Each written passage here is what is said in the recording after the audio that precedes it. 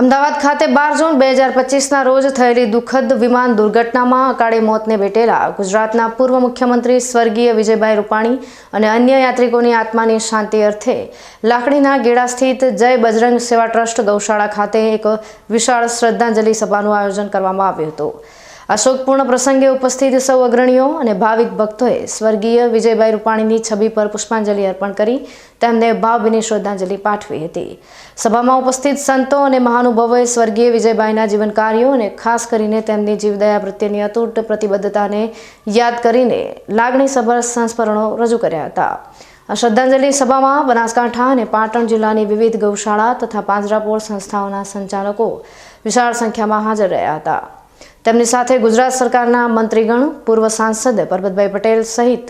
અનેક રાજકીય અને ધાર્મિક આગેવાનો પણ વિશેષ રૂપે ઉપસ્થિત રહી દિવંગત આત્માઓને શ્રદ્ધાંજલિ આપી હતી। આ કાર્યક્રમ દરમિયાન વિમાન દુર્ઘટનાના તમામ મૃતક આત્માઓની શાંતિ માટે મૌન પાળવામાં આવ્યું હતું અને તેમના પરમાત્મા ચરણોમાં સ્થાન પામે તેવી પ્રાર્થના કરવામાં આવી હતી। આ શ્રદ્ધાંજલિ સભા ગૌસેવા, કરુણા અને સંવેદનાનું પ્રતિબિંબ બની રહી હતી। ગળા પાંજરાપોળ ખાતે બનાસકાંઠા અને પાટણ જિલ્લાની પાંજરાપોળના તમામ સંચાલકો આગેવાનોના માધ્યમથી જે 12 જૂન અમદાવાદની પ્લેન દુર્ઘટના બની ક્રેશ થયું એના અનુસંધાને રાજ્યના મુખ્યમંત્રી વિજયભાઈ રૂપાણી અને તમામ પ્રવાસીઓ અને પ્રવાસીઓ સિવાયના